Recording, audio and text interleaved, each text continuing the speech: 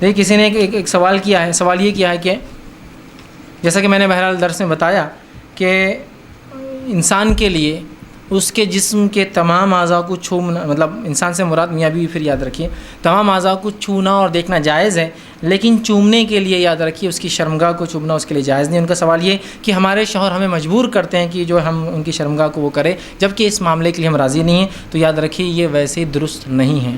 اس معاملے پہ ایک لمبی بحث وخا کی آپ کو ملیں گی، میں اس بحث میں نہیں جانا چاہتا ہوں، لیکن کچھ چیزیں اتنی واضح ہوتی ہیں جس پہ حرام حلال کے تعلق سے فتوے پوچھے نہیں جاتے ہیں، پوچھے نہیں جاتے ہیں۔ غیر موجودگی کے معنی ہر بار یہ نہیں ہوتا کہ وہ چیز درست ہے، پوچھے نہیں۔ جیسا کہ مثال کے طور پر اگر کوئی کہے پیخانہ حلال ہے یا حرام ہے، فتویٰ دیجیے اس پر، ایک کوئی ریٹن ٹیکسٹ دیجیے رسول اللہ سے کہ یہ سمجھ رہے ہیں آپ بات کو۔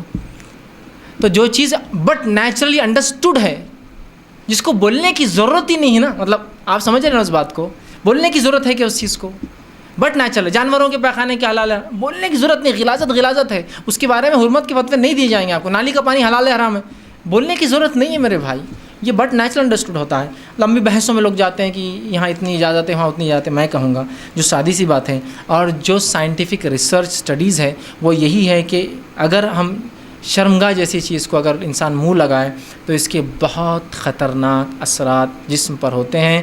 بہت سارے جو ہے تھروٹ کینسرز، اسی طرح لپ کینسرز، گنوریا بول کر ایک بیماری ہوتی ہے جو آنکھوں میں ویسے ہوتی تو شرمگاہ میں، لیکن آج کل لوگوں نے ایسے ایسے طریقے اپنا لیے، شرمگاہ سے نکل کسی کی آنکھوں میں ہو جا رہی ہے، کسی کے منہ میں ہو جا رہی ہے، کسی کانوں میں ہو جا رہی ہے، ٹھیک۔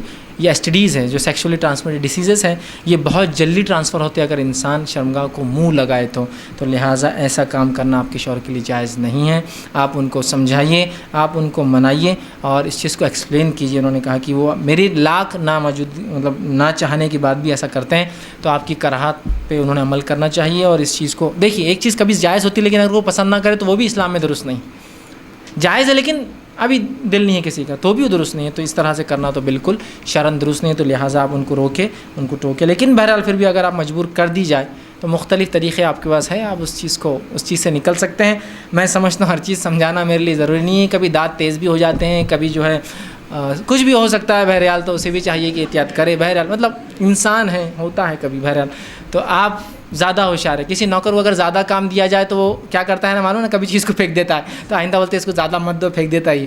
تو یو ہیو آپ کے پاس بہت سے راستے ہیں، اگر نکلنا چاہے تو بہرحال بہت چیزیں ہیں، بہرحال آپ کوشش کریں تو کیا کچھ آپ کے پاس نہیں ہے۔ بہرحال سمجھ جائیے میرا اشارہ، تو بہت چیزیں ہو سکتی ہیں، ٹھیک ہے۔